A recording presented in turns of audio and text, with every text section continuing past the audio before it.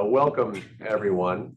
It's good to see all of you. I'm David Barker, and I'm a professor of government here at AU, and I have the distinct privilege of being your guest MC tonight, pinch hitting for Tom Kahn, who normally is in this role, and I'm representing the Center for Congressional and Presidential Studies. As many of you know, the center's mission is to strengthen the democratic square through research, training, and public education. And this event tonight is a perfect example of that. The center is definitely proud to host and co-sponsor. We're going to hear tonight from two prominent experts in presidential politics. The first, to my immediate left, is David Miller, an assistant professor of government here at AU, and a terrific colleague, I might add. A loyal Swiftie also. I don't know if you but it's fun. It's on the internet, so yes, that's right. His research centers on the American presidency, interest groups, and legislative politics. His work on these topics has been widely published in prestigious scholarly journals, and his dissertation received the 2021 George C. Edwards III Dissertation Award for the best dissertation on executive politics that year. Professor Miller is also a founding co-organizer of the Junior Americanist Workshop Series, JAWS, great acronym, a virtual research seminar for early career American politics scholars. We'll be interviewing our featured guest, William Howell, who is the inaugural dean of the School of Government and Policy at Johns Hopkins University, downtown, and the former founder and director of the Center for Effective Government at the University of Chicago. He also used to co-host a podcast, Not Another Politics Podcast. Great name. Dean Howell is a preeminent scholar of political institutions, especially the presidency, as well as other topics in political science. He's the author or co-author of 8 scholarly books, 3 textbooks, 2 edited volumes, dozens of scientific journal articles, many policy briefs, and many more publications for popular audiences. He is a recipient of several prestigious research awards and millions of dollars in research grants. And he is an inductee of the American Academy of Sciences and Letters, as well as the American Academy of Arts and Sciences, among other honorific associations. He also used to co-host the podcast, like I said. Dean Howell's most recent book, the one that we're going to hear about tonight, is Trajectory of Power, The Rise of the Strongman Presidency, which by Princeton University Press. Okay, so the run of show is as follows. Dean Howell will start by giving us an overview of the book and its argument, followed by maybe 30 minutes or so of dialogue with Professor Miller, and then we'll turn it to you for your questions. We think you're in for a real treat. So without any further ado, here's Dr. Howell.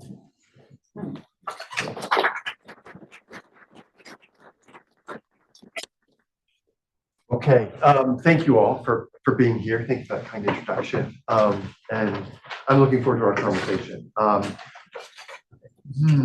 I'm gonna get after this in short order, right? I'm gonna try to characterize a book that has a lot of moving parts and covers a lot of American political history and tries to make sense of a complex and troubled moment, the one that we're living in now, by reference to the better part of 100 years of American political history. And I want to sort of sketch out the full arc so that when we dive into its elements, you'll have an idea about where they're placed in the argument that Terry, Mo, and I, Terry is he was my dissertation advisor at Stanford long ago, and this is the 3rd book we've written together, trying to make sense of the American presidency and where it sits in the democratic order. Here's the argument. Okay, I'm going to try to do this in about 8 minutes, okay? We end at a place of strong manpower, okay? And the question is, how do we get there? Strong manpower. Not a strong presidency, but a presidency that in important ways doesn't just press outwards on the legal boundaries of his, someday her authority, but who manifestly transgresses it and tramples over rules and norms. And and violates the rule of law itself. This is about strongman authority, not a strong presidency. How do we get here? How was such a thing created? And I'll say, how was it not just affirmed, but in important respects, argued for by a party that believes in limited constitutional government? Right? How do we get there? The argument that we put forward, that we lay out in the book, features that protagonist in many ways is the administrative state. And the administrative state is going to matter for presidential power in two ways, one of which is familiar to the political scientists in the room, and the other one is less familiar and a little spicier. Okay? So let me start with the more familiar and less spicy story, which is what we call the symmetric logic. And the logic goes basically like this. Notice at the progressive period, there's a turn in American political history towards a recognition that the institutions we have are the institutions that we need in order to meet contemporary challenges at the turn of the last century. And if we're going to have a state with capacity to solve public problems, what we need is a robust and independent bureaucracy. That notion takes hold in the progressive period, and then it really grows in the New Deal, which leads to the creation of all kinds of agencies and bureaus and departments and personnel that have all kinds of capacity and authority and skills that can be deployed, right? It can be deployed for public purposes. And if you were to think from afar about what the most significant facts about American state building are in American political history, I would put forward, certainly at the national level, I'd argue at any level, is the emergence of the administrative state. Just massively important. And it grows in size and reach into all manner of policy domains. And it's active, it's churning out rules, it's taking all kinds of actions. And this is valuable to presidents right off. Because suddenly, when they sit alone atop their governing institution, they look out in their midst and there's capacity that's within reach that they can deploy. Such that when they have a new policy ambition, they aren't in a position where the only move that's available to them is to go before Congress and try to rally the coalitions required to pass a new law. There's capacity and authority within reach that they can deploy. That's good for presidents, right? When you think about their ability to exercise power. First part of what we're calling this symmetric story. The second part to notice is that, well, the fact that there are these bureaucrats in their midst does not mean that those bureaucrats are doing things that represent the interests of presidents. Problem, right? They may be attending to the wishes of the public, the Congress, their own ideas about what optimal policy looks like. And so what presidents did, recognizing this problem, how do I harness this capacity such that I get some sort of alignment, that those bureaucrats are doing my bidding, not their own bidding or the bidding of others, is they built the institutional presidency. Right? And this was a project that played out, we trace in the book, the rise of the executive office of the presidency, strategies of politicization and centralization, the creation of new instruments of control, right? This is all geared towards ensuring the chances that a president, be it a Democrat or Republican, alike, and Democratic and Republican presidents both are engaged in the task of building this institutional presidency over time. Instruments of control, that plays out from late 30s to early 70s. You see all kinds of innovation and creation along these lines, which is the second way in which that first logic plays out. First, the authorities in my midst win for me. Second, I now have new instruments of control such that I can deploy that authority, that capacity to serve my interests. What do you get? A stronger presidency. All of this is, for anybody who studies bureaucratic politics and presidential relationships to the administrative state, is eminently familiar. And But you see that though is the relevance of the administrative state for presidential. But there's another way to tell the story, which is the second trajectory. And it plays out differently, and it is asymmetric in its orientation. Because the thing to note here is that it isn't just that the administrative state was built with whatever competence a president might like to deploy for whatever purposes they might choose. It was built and expanded on primarily in the New Deal and the Great Society under big D, democratic who were interested in attending to progressive causes. And I don't say this as a kind of like a conspiracy theory, as a descriptive fact. This is a thing that happened. And there was an effort by presidents to build out the progressive components of the administrative state, which saw all kinds of growth. What do I mean by the progressive components? I mean, things that if you sit at the center or the left of the political spectrum, when you hear them said, you think, well, of course the state does that. Things like attend to clean air and clean water, and writing rules that will regulate markets and reduce historical injustices felt by different groups, and attend to inequalities, educational inequalities by different groups. These sorts of things, right? All kinds of growth in terms of the creation of agencies serving those kinds of purposes that disproportionately employ, it turns out, people who sit left of center. Because, and this is not a conspiracy theory story, it makes perfect sense. If you care about clean water, clean air, and you want to devote your life to doing those sorts of things, you're more likely to sit on the left of the political spectrum and you go work in those institutions. This, as a fact about an origin state of the administrative state, is objected to from word go by conservatives, which we unpack over the course of the book. We say, like, there are conservatives who hate these facts about the progressive components of the administrative state, and they're angry about it. But they're also out in the wilderness in the 1930s, and they don't have a pathway towards acquiring political power that would allow them to do anything about it. And so for the better part of 30, 40 years, they don't do anything about it except get really upset, right? For the most part. And so they see Eisenhower, who accommodates the Great Society, the New Deal, as a violation, a sort of a betrayal of conservative principles. And it isn't until the mid-1970s that they come across a solution. Here we go towards presidential power. Come across a solution, which is they recognize we've got a problem, which is year in and year out, we've got to live with this liberal administrative state with which we disagree. What are we to do about it? Congress isn't going to fix the problem for us. They're not. We can't get the supermajorities required within Congress in order to pass laws to unwind that administrative state.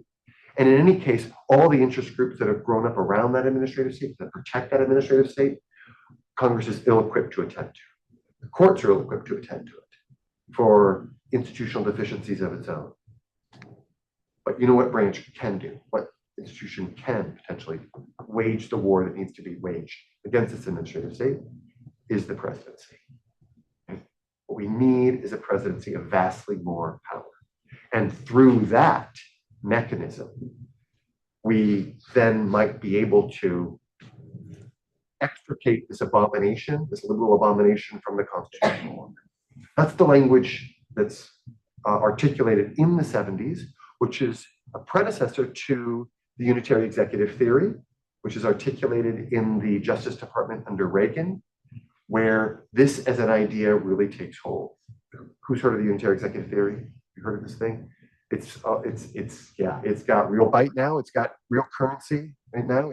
It's the animating force behind Project 2025. It's the argument in its distilled form that the president alone has the executive authority, and therefore everybody within the executive branch serves at the will of the president.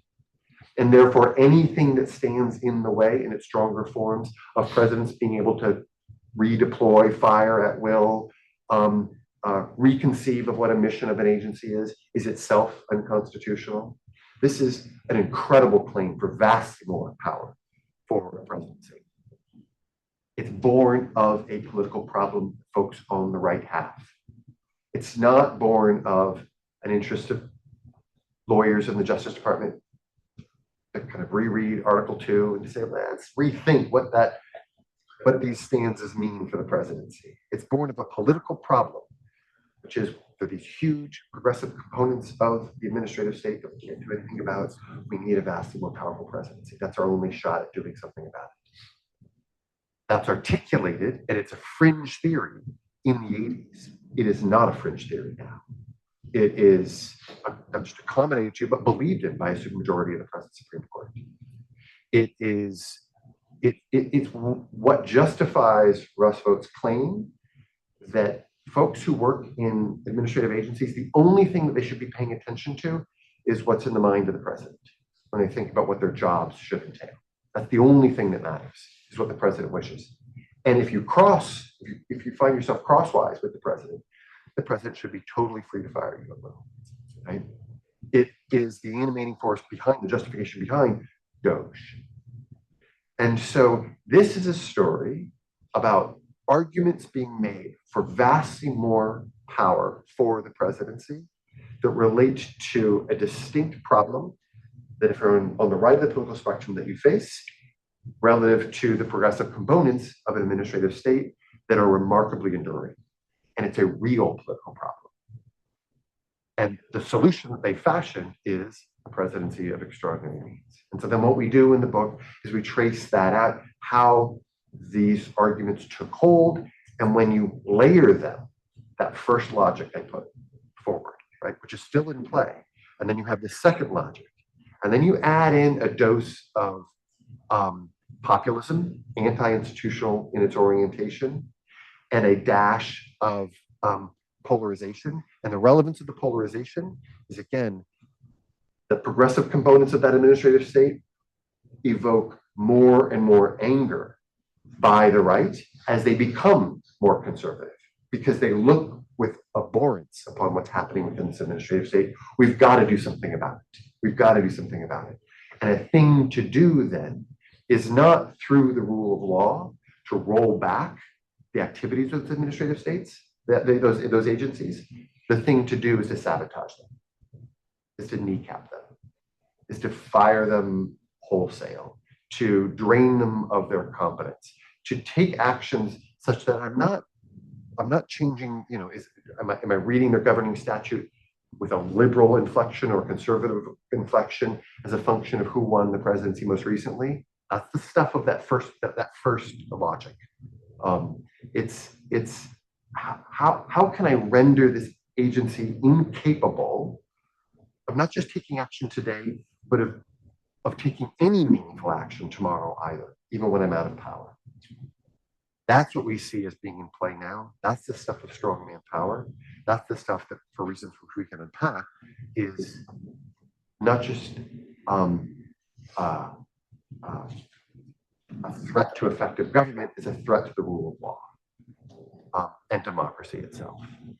And so then you see, like, how do we get to a place where we see strongman power being wielded? This is a story that long precedes Trump's decision in the summer of 2025 to run for the presidency, and all the vanity and idiosyncrasies and tastes that animate his public presentations. This is a story with a long back history, which is what the book tries to unpack. Oh, it's a lot. It gives you a sketch of what we're talking about. So why don't that was more than 8 minutes, but that gives you a sense. Okay. That was a great overview, Will. So we're going to talk for a little while to unpack some parts of the book, and then we'll turn over to Q&A to address the things that are on the minds of everybody in the room. So what I want to start by asking Will is that David alluded to, Will has written a lot of books and articles about the presidency. And this book kind of geared more towards a general audience than some of the work that we typically do as scholars, is the third in a trilogy that Will and Terry have written in the past decade or so. And I was wondering if you could kind of unpack for the audience kind of where this book fits into that trilogy and how you're thinking about the presidency has evolved in that time. Yeah. Okay, so let me just tell you the title of the book that Terry and I wrote together. It came out mind you, in the summer of 2016. Okay, this is right before Trump's first election. The title of the book is called Relic: How the Constitution Undermines Effective Government. Wait for it. And why we need a more powerful presidency. Okay? And this is relevant in that, so in that book, the problem that we saw is that we have a government that's incapable of solving public problems. And at the center of that government is a Congress that, because of its parochialism, because of the collective action problems that it faces, because of its inattention to long-term consequences of policy change, it's fixated on what happens in my district now. Makes it all but impossible to attend to complex long-term problems, be they on the left or on the right. And that's the stuff of presidential leadership. The president who pays attention to the country as a whole, the president who thinks about their legacy. And we, in that context, we're thinking about the promise of presidential leadership and how it might be deployed. And so that story that I was just telling of strongman power and threat, the answer we would not say, we have never said, is to just shut down the presidency. What we do, anything that could just marginalize the presidency is necessarily good. Anything that indiscriminately empowers the presidency isn't obviously good either. And what we were arguing for in the context of that book was allowing presidents to exercise some basic agenda setting power, that they could propose bills before Congress and then members of Congress had to vote on. That was what we meant by a more powerful presidency. And that's what we explored in the context of it. But read from afar or not read at all, and you just hear, oh, there's a claim for more power, well, then it must be good.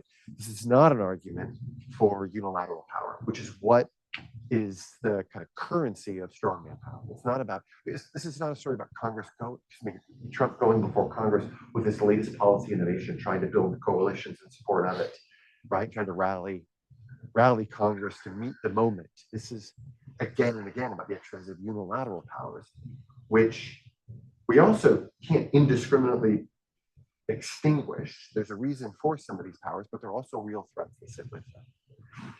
And so I'll say over the course of these books, the first one really emphasized the promise of presidential leadership. The second book that we wrote was recognizing promise and threat, right? And trying to think about them both. And this third one is like threat, right? Blinkered lights, because it's what we see playing out right now. And we hadn't been, I mean, I'll say our own thinking as it developed. The centrality of the administrative state for presidential power, we didn't fully appreciate a decade ago.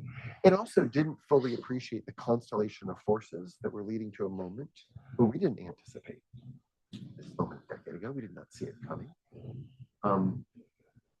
I'll say we did write this book before Trump reassumed power. We finished it right before the 2024 election, because then when we wrote this, it was right after the 2020 election when we saw a lot of people saying, oh, okay, we're free and clear, right? We're free. I don't know what those last 4 years were, right? But they were an aberration. And now there's going to be a restoration towards normalcy. And we were saying, no, you're missing what sat behind that tumult and those claims to power. And what sat behind it was a lot of history and a lot of organizing and a lot of argument that long preceded Trump, which is what we're trying to lay out here. Kind of following up on that idea of thinking through kind of how much of the current moment is transient, or this is reflecting structural forces and will restructure institutions themselves. There have been some people that argue that under Trump, especially in the second term, that kind of our idea of the institutional presidency that presidential scholars have operated under for decades, where we're thinking about understanding the presidency through the institution that kind of guides how presidents perform their duties, that institutional presidency is either weakened or dead. And that we're back to kind of understanding presidents through a personalist lens, where we need to understand who comes and goes every 4 years in order to understand how the institution is working. in reading your book, kind of the two ways that I would understand the book to read is either that Trump, the second time around, especially, is kind of just the next iteration of an institutional president, or that Trump is using the institutional presidency for personalist means. So kind of thinking about people who are saying, oh, the institutional presidency is dead, kind of how would you respond to those claims?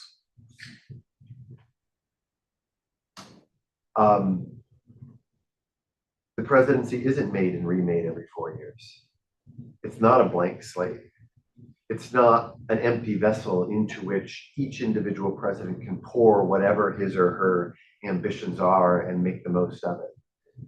They operate in a much more complex external political environment that shapes and limits and directs what they can accomplish.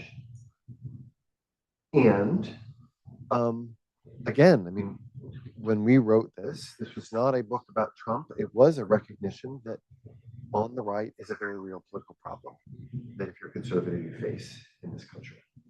And populism has taken hold. This is another dimension to this story, particularly on the right.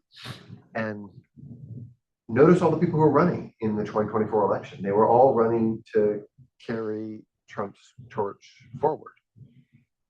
And that's not exclusively because they were all standing or sitting or genuflecting in the shadow of Trump.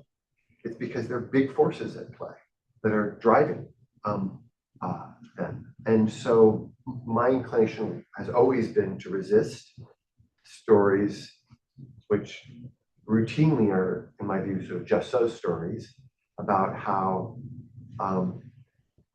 well, if you want to understand Trump, you got to understand what's in his heart and his head and his relationship to his father and the fact that he was thrice married and his ego and his vanity. That, I mean, that's stuff for endless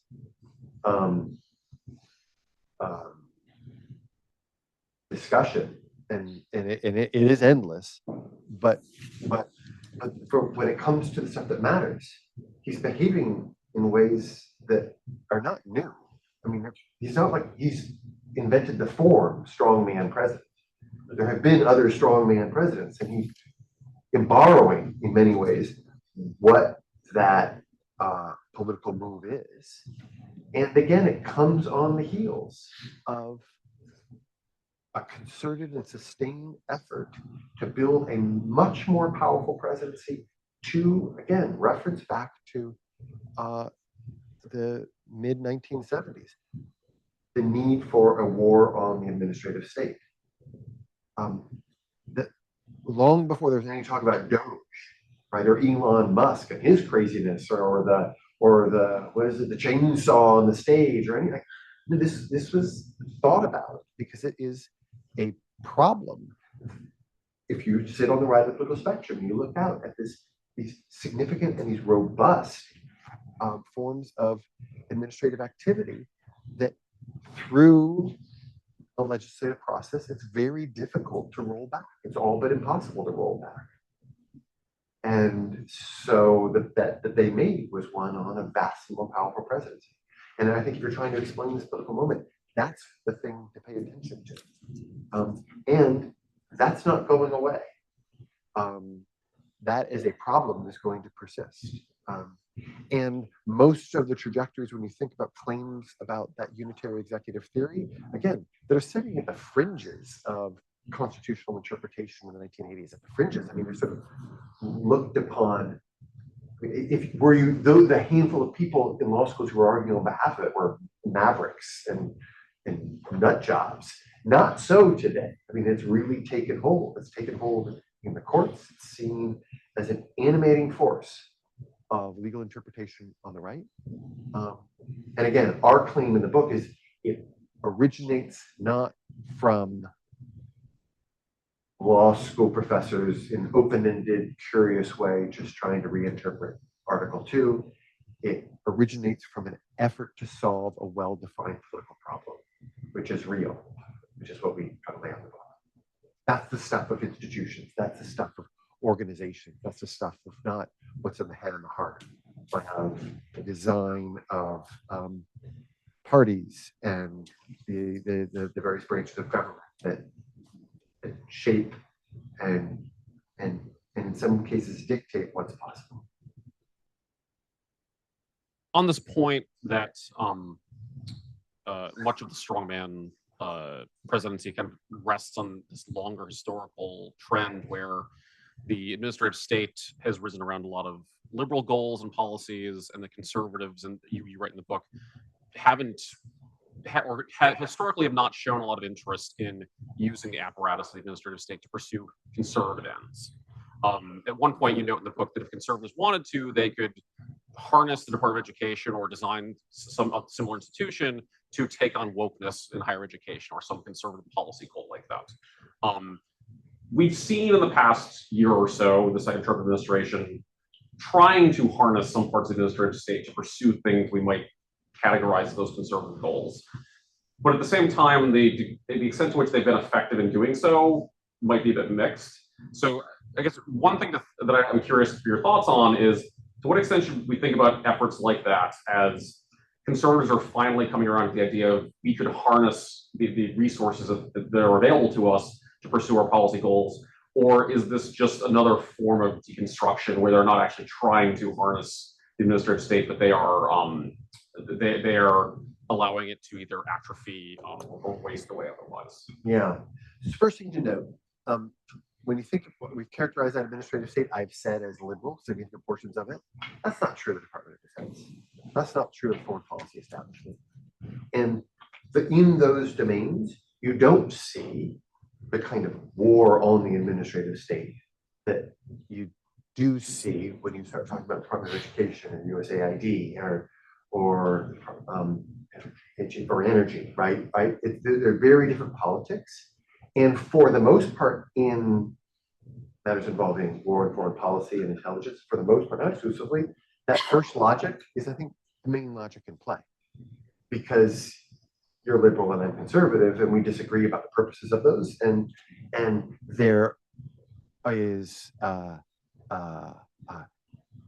change that is directed by the president in those spaces as a function of the outcome of the most recent election, but in ways that are reasonably familiar. Those are healthy politics, in our view. It's those progressive components where the move is to lay waste to them. And how do you lay waste? It's you run out any form of expertise. You induce trauma in the people who work in those places. You make it very unattractive for the graduates of this school to ever want to go work in those places, right? Which is a problem when you think about the school that we're building, the school that you're running here. What does that mean for how we might train up students who would then go do good work for the government? These are profound problems. The way you do it is to take a set of actions that deplete and undermine, if what you're trying to do is wage war against them, their ability to function. But your point is, yeah, but there are some domains where Trump is actually trying to do stuff. There's some domains where he's actually trying to accomplish something. And we talk about it in the book. The example that we give is, if what you want to do is identify and remove 7 to 10 million people who are in the United States who don't have papers, that's an incredibly difficult administrative task. It's very hard to do that well. Put aside whether that's good policy or bad policy. Just to do that, to find the people and get the right people, and then and you have to build out all kinds of capacity. You have to build that expertise. You have to have smart, talented folk who can actually exercise, act upon a set of policy objectives handed down by the president. And so what we say is that when the dominant move by a strongman is about loyalty and waging war and disruption and sowing anger and disaffection, in that space where you need expertise, which requires you to step back and offer job protections and independence to those people who would attend to those objectives, you're not likely to succeed. And I think that's what we're seeing right now. We're not doing a very good job in that space. And again, put aside whether you think it's good policy or bad policy. Just, are they actually going to deliver on the promise? My guess is no, they aren't going to. They're going to do it well. And so what comes from, when you think about the legacy of strongman power, and is a function of the tools that are deployed and the relationship that they have to administrative capacity, the legacy is ones of disruption, and of breakdown, and of enduring threats to, and we can unpack this, threats to the rule of law and democracy itself. That's the legacy. It's not the successful redeployment of state capacity for well-defined conservative ends. Picking up on some of the things that you were just talking about, having to do with if you seek to be a strongman president, what you're going to do is not try to build up capacity, but you're going to essentially tear that capacity down so you can mold it to your own ends. Having finished, but not that you deploy to your own ends. It's like it's about tearing it down. That's the big move. But there might be the next generation says, now we need to build new institutions, right, to serve conservative purposes. And you could imagine, I can imagine, let us imagine collectively, it's lay waste to everything, and then from that emerges a distinctly conservative bureaucracy that's serving decidedly conservative ends. That's interesting. And I think that might set, you could imagine that setting in motion a different kinds of politics wherein those claims for a massively stronger presidency would resonate with liberals in 2060. Because now they would then have the problem that conservatives have now, right? And they'd say, what do I do about this bureaucracy that's regulating the reproductive lives of women at every turn and instilling conservative traditional American values in public schools at every turn? This is unconscionable. I cannot live with this. So would they then deploy the same move? Maybe, but right, the chapter we're in now is one about tearing down. It's not about redeploying. So in the tearing down phase, having finished the book before we saw what we've seen in the past year or so, kind of you and Terry, I don't want to say were optimistic, but offered some expectation that a prospective strongman would have a hard time tearing down capacity of the administrative state. Given what we've seen in the past year or so, where the president's been unilaterally destroying agencies, massive reductions in force, the scheduled career policy is set to go in effect in less than a month. Do you think that, I guess, how would you assess what's going on in the past year on that front of how resilient has the administrative state been? Has it been less resilient than you thought? Have the allies on the outside that you talked about a little while ago, the interest groups that have risen up around the administrative state, have they not responded the way that you expected? Or the story is still in progress and we haven't seen the end yet? It's kind of too early to offer that much perspective on that. I think we've seen a lot of damage to the administrative state, and damage that's going to endure. We can unpack that. And I think we also see resistance. We also see there are a set of bureaucrats who they're going to say, I'm going to keep my head low, and I'm going to wait out this time, and I'm going to hold steadfast to the mission, and I'm going to hope this moment will pass so that I can get properly back to work in the next administration. That too is a feature, and that fact about bureaucratic independence, again, is what animates the logic behind the creation of the institutional presidency in that first story we're telling. Democrats and Republicans alike look out at this bureaucracy and like, will you do the thing I want you to do? And no guarantees. One, right? So you need to build out instruments of control. That's a real challenge. And the other thing is that problem that I was talking about, the problem the conservatives have, is a real problem, because it is in fact embedded in these institutions that are hard to redirect. They're difficult to redirect. And so when Trump comes forward and says these liberal maniacs who are violating the best interests of America, like on the one hand, I mean, he's a madman, like talking in hyperbole, right? But sitting behind that are decades and decades of frustration felt on the right end of the spectrum, which is these agencies year after year doing this stuff. And what are we to do? And the answer that is consistent with the rule of law, the answer that is consistent with a well-functioning democracy is, you don't like the agency that was created statutorily, pass a new statute, right? Revisit the Department of Health and Human Services and recharacterize what its mission is. Cut its budget. Those are all fair game. That is stuff of healthy politics. But they recognize it's incredibly hard to actually do that, to build the necessary supermajorities required to pull that off.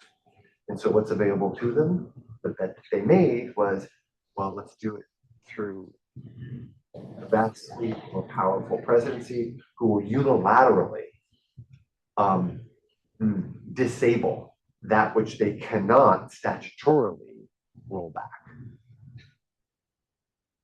So I forgot what your question was. I did, like it was good. It got me going. Like, looking back in the past year, thinking about how resilient you would have expected the administrative state to be, how well do you think it's held up? Yeah. So again, like, we did not see Trump coming when we wrote that book in 2016. And like, and we instantly wanted to write the next one to say, no, there's more to be said here. So we are not clairvoyant at all, any more than any of you are, right? But I think this book basically got it right. I mean, it is one where I'm actually glad that we finished it right before the election, because it sets up to say we're up for a lot of trouble, and don't expect Congress to step in and fix it. Don't expect the courts to do so. Don't expect the public organically to rise up and set things right. That isn't to say that there aren't real frictions to be had there. There have been real frictions there. But that this threat is manifest, it's real, and it's poised to do some acute and enduring damage. And I think that's what we've seen over the last year. So I was going to ask next, but I think that's a great answer that we can leave it on to turn to the audience. That in the closing chapter, you state that democracy in America is in, quote, great peril, and I think that's a good characterization of what you mean by that and where we are now. Where we are now reflects on what you wrote down. So we have about a little over 15 minutes left. Let's turn to some audience questions. So we do have a microphone that is up here. Can I be the first question? Why isn't it reasonable to expect that Congress could put up a decent fight, for statutes and progress and with the president, like work it that way? I mean, you can make a case for constitutionally Congress having an obligation to do this. They have a responsibility to do this. But in important respects, they're outmatched. They're a collective decision-making body, the 535 voting members across two chambers that are predisposed to pay attention to their electoral prospects every 2 or 6 years in districts and states. And historically, they're not very good at guarding their own prerogatives. And they don't have strong political incentives to, in a systemic, sustained way, curb and limit presidential power. And Jordan, we think about, there's a long story about in war-making, Congress, the authority that it is ceded over time to presidents over time. And that isn't to say that Congress is irrelevant. Wrote a book about this, about how Congress continues to be relevant for decisions about foreign policy, but the locus of decision-making, the primary actor, the one that's setting the agenda, is decided by the president. And that's not born of a careful reading of the Constitution. And that's not born either of Congress all at once ceding its authority, although they delegate a lot of authority. It's also that Congress is weak for institutional reasons of its own that stand apart from this. Is the other piece about, do we think in personalistic terms or institutional terms? They would be weak if we got rid of everybody in there and appointed a whole new set. They're up against it by virtue of how they're designed, how they're brought together. And so can they create points of resistance? Sure they can. If the Democrats win the midterms and get a majority of at least one chamber and then launch a bunch of hearings and investigations into Trump, will that matter? Sure. I mean, that will create political problems for the president that he's not presently enduring. But there's a long way to go from those kinds of engagements and those kinds of frictions to a meaningful check that puts that president right back in place and restores constitutional governance. And in order to get there, I think what we do argue is that you need to think about a whole lot of constitutional reform, institutional reform to Congress. And then a lot of these pathologies that we talk about in this book are playing out in the shadow of sustained legislative failure. Is that a happy? No, that's all right. Yeah. Thank you. I learned a lot from your book. I have a question related to this one. So in Tyranny of Minority, Levesky and Ziblatt argue that Congress has the same asymmetric logic that you mentioned here. So Congress is biased toward conservative in terms of institution. How do you think that contribute to this? And my second question is about Trump created the Office of Trade and Manufacturing Policy in 2017, which is not tearing down. He created some institution. How do you see that as well? Thank you. Yeah. On the first, so Levitsky and Ziblatt, they're the ones who like how democracies die. That's how they got famous. That's how they made a fortune. And they were early on in identifying like threats to democracy that are coming with you domestically. The next book that they put out was Tyranny of the Minority, and they point out that when it comes to elections and when it comes to the Senate, you have minorities that are exercising powers that we're accustomed to associating with majorities. And what do you know? Those minorities are sit on the right of the political spectrum. Republicans benefit from the Senate, the way that the Senate's designed, in ways that Democrats do not, right? And in some ways, we are putting a counterpoint forward, which is that the administrative state, that's not true about the administrative state. Administrative state, year in and year out, for the most part, works to the benefit of Democrats. Democrats, if you're a Democratic president and you look out over the administrative state, you might lament its inefficiencies, you might lament its failures, but you see potential partners all over the place. If you're a good conservative and you look out over the progressive components of the administrative state, you see enemies everywhere, or threats everywhere, or people who stand in your way everywhere. And so in that sense,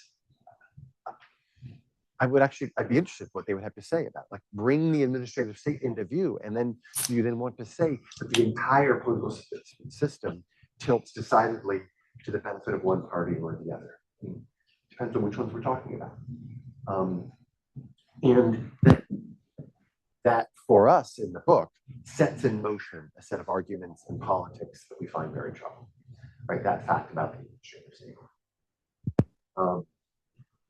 To your point about one can always find instances where there is a positive agenda on the right that's in the service of deploying capacity and authority for a public purpose. One can, those exist.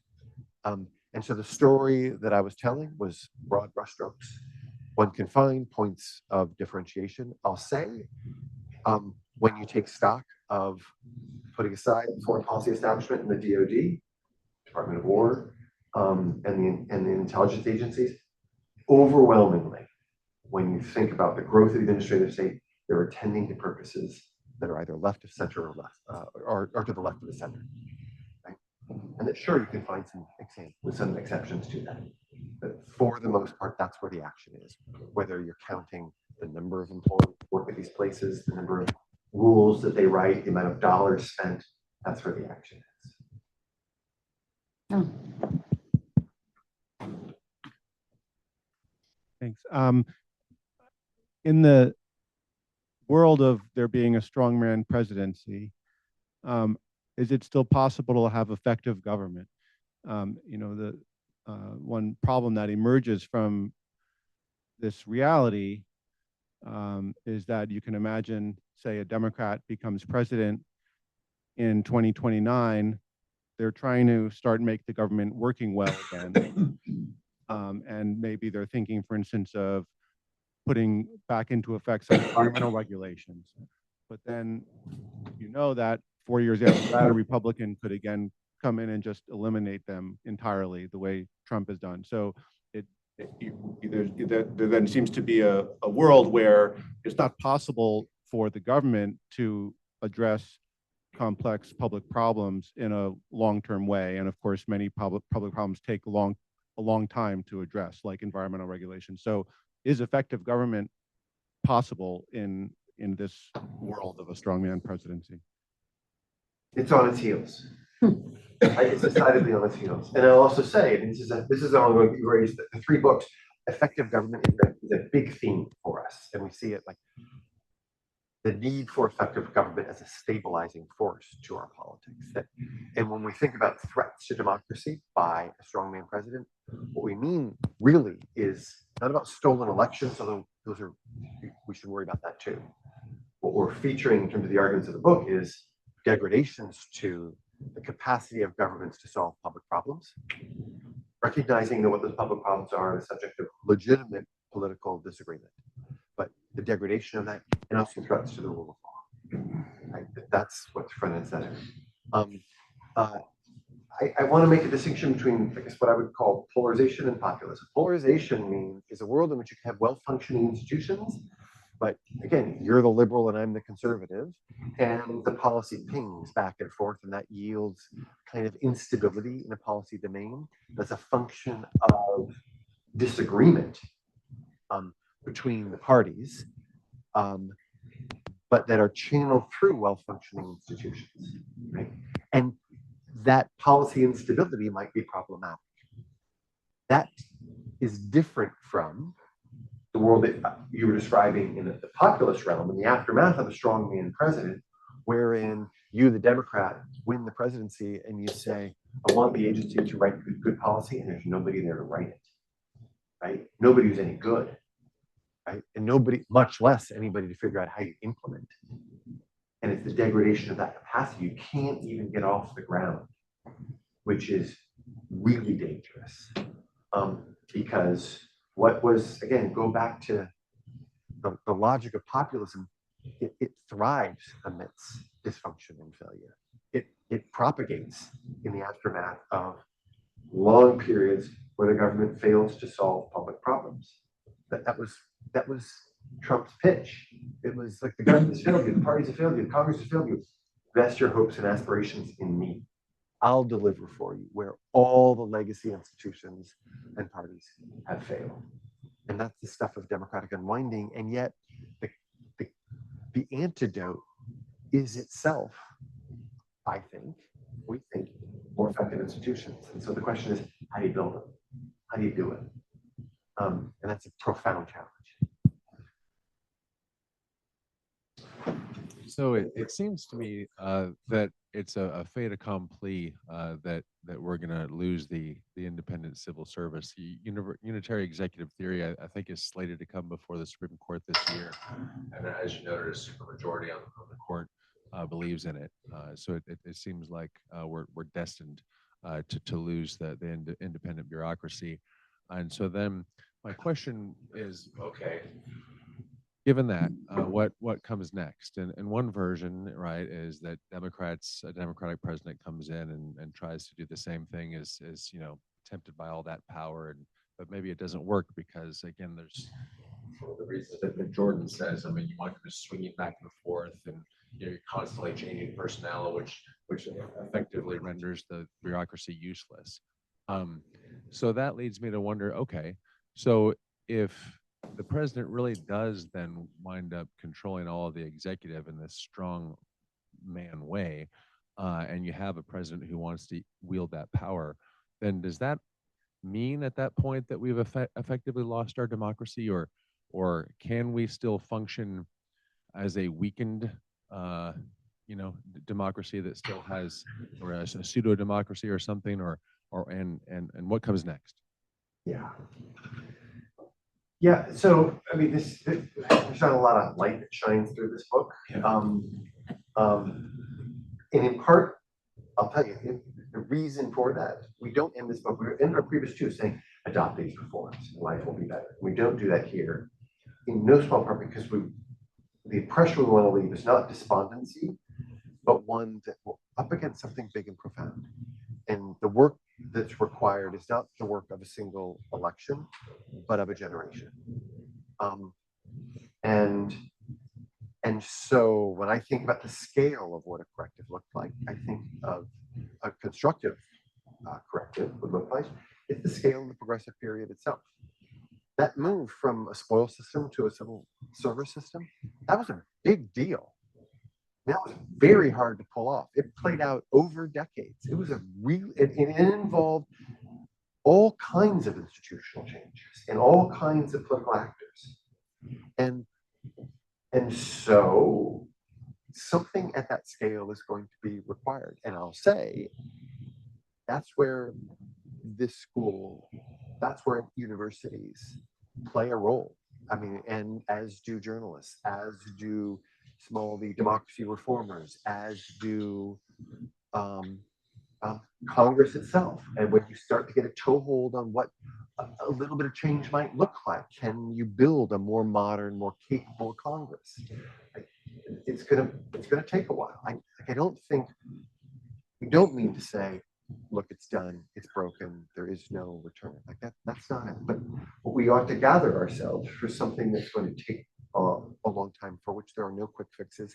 And here, I'll be a little preachy, the kind of democracy reformer that comes forward and says, ranked choice voting is going to solve all our problems, right? That's the silver bullet. I just have no patience for it. I just maybe ranked choice voting will do some things. Let us think about that. Like that might be a good move to make. Right? But the idea that there's a single move to make, we're up against something much more profound and more enduring. And so we got to roll up our sleeves and look at correctives all over the place. So yes, Congress. Let's also think about a whole lot of other domains. About like 2 more questions, yeah.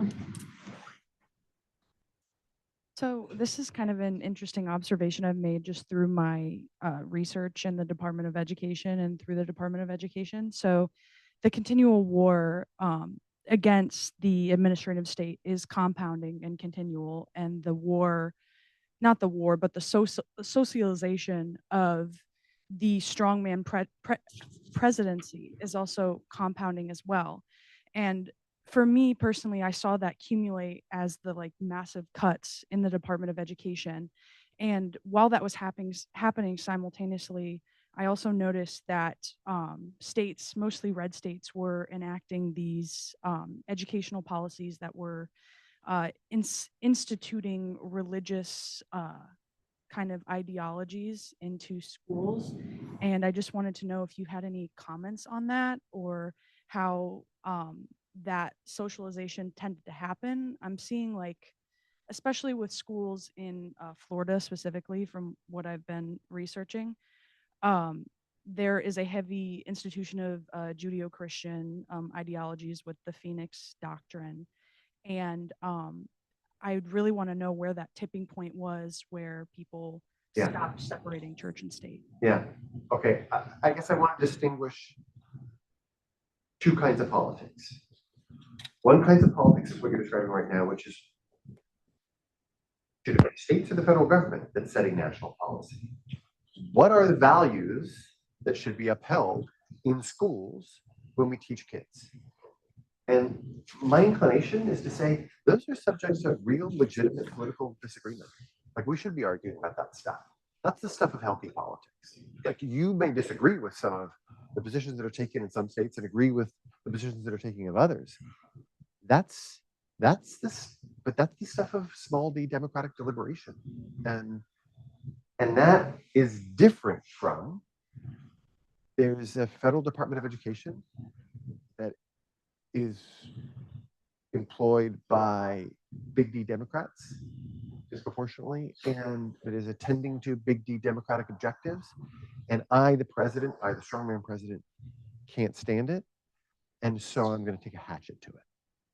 And I'm going to drive out whatever expertise that sits within it. I'm going to zero out their budgets, and I'm going to refuse to defend the constitutionality of the agency before the courts.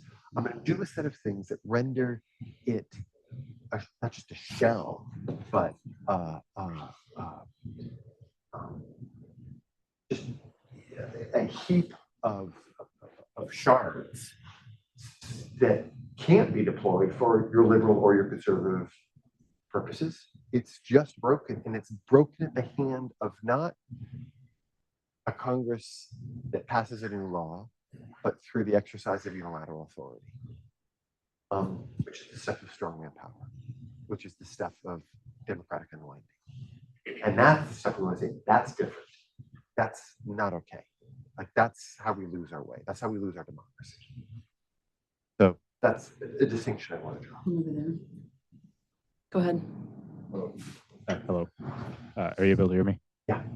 So throughout the lecture, you've talked about how really a lot of opposition to the administrative state from conservatives arose in reaction to the rise in progressive era of strong bureaucracy through administrations like the Roosevelt and the Johnson administration. And however, I did notice that also throughout you also, at least the examples that you gave of where conservatives particularly are against the bureaucracy seem more based rather than on economic like programs like the Great Societies like Medicare or like with Social Security, or on like social issues like with education, and vice versa. When you mentioned that if Democrats became much more in favor of the unitary theory, it would be more against like Republican policies with regarding to like abortion and those issues. So my question to you is like how much is it in reality that this opposition and like strength in favor of desiring for an executive to destroy these more based on just social political desires rather than like genuine want or theory? And generally, how much do you think is it just like the cynical desire of trying to placate your voters who care more about the social issues and not like the actual genuine well-being of the overall population who would benefit in one way or the other from economic policies, no matter if you're from the left or the right? I don't know if Yeah. Let me just say a little bit.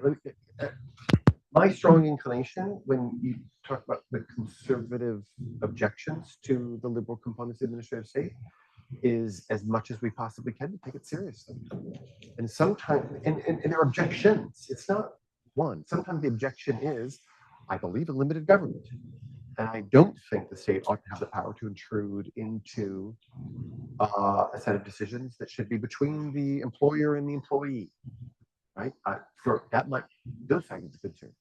It might be born of social considerations. The beneficiaries of a lot of the programs that are left of center are people who are poor, black or brown, and that might animate my objections.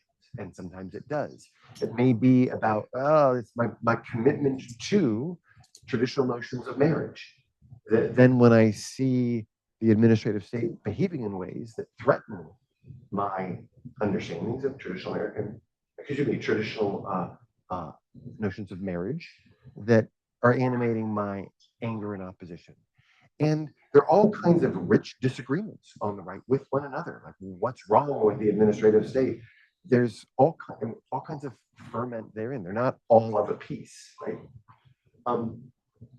What I want to say, though, is that so sometimes it's economic in orientation. Sometimes it's born of a commitment to a political philosophy that is a belief in limited government. Sometimes it's born of concerns about race, sex, or gender, any number of things. But those forces that are in play right? Working in different ways lead to singular problem if you sit on the right, which is, damn it, all these progressive institutions, year in and year out, are doing stuff with which I disagree. You and I are both conservative. We disagree for different reasons. But damn it, we are angry that this stuff is going on year in and year out. What can we do about it? And that's that move to, well, what we can do about it is we can get behind a massively more powerful presidency. And that fateful decision, suggested in the 70s, formally introduced in the 80s, and built upon ever since, has brought us to this moment in our estimation. We got one last question right here. Thanks for your presentation. Is this on? Yeah. Can you hear me? Okay.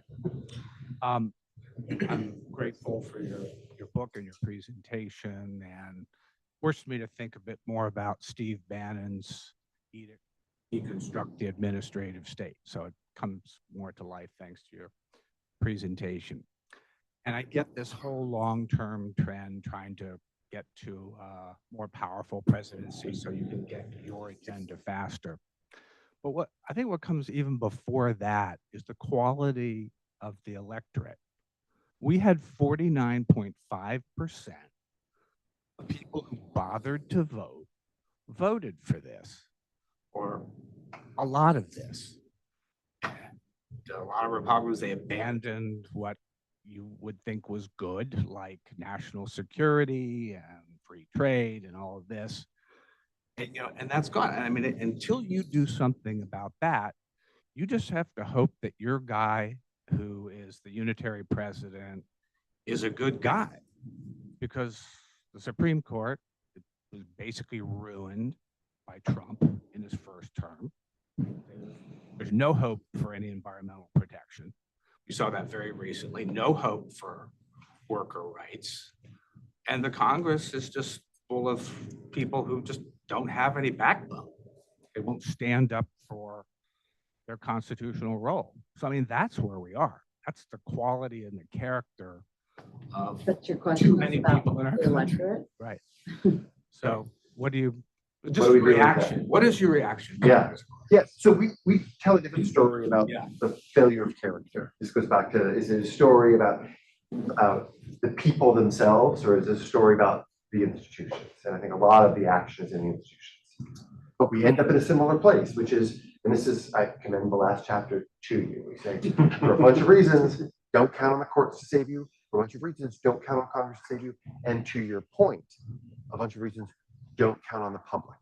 And the public note, there's a significant portion of the public that has a real taste for strong main power. It's not a liability, it's what they want, right? That's a feature of our politics. It's not an overwhelming majority, but it's a big chunk, right? And it sits on the right of the political spectrum, which we argue is that's a part of these politics that we're telling, right? That's not a story about people on the right being bad people, people on the left being good people. It's a story in our telling where the administrative state has played a profound role in setting the terms of political division that are playing out now. So one is there's a chunk that has an appetite for it, and then there's another chunk of folk who say, particularly in a polarized region, that could be era, you're my president. I like what you're doing in terms of policy grounds. I really wish you behaved in ways that were more democratic. Am I going to vote against you? Well, the problem is during periods of polarization, when my outside option is to go with this lunatic, this liberal lunatic, that's my outside option. No, I'm going to stick with this guy. I don't really like that he's behaving in ways that are a threat to democracy, but when my outside option is somebody who I disagree with so profoundly, I'm more likely to carry forward. And that's a problem when you then think about, is the public going to rise up and check? You need a set of people who would say, yeah, I disagree with them, but it's not okay that they're hollowing out the state. It's not okay that they're running roughshod over basic rules and norms. And I'm going to do something about it. And hardly any of those people are out there, right? Not nearly enough. So that's our problem. On that note, a lot of Will about Secretary Howell and right for the presidency. Go find it. Learn more about Will and Perry's work.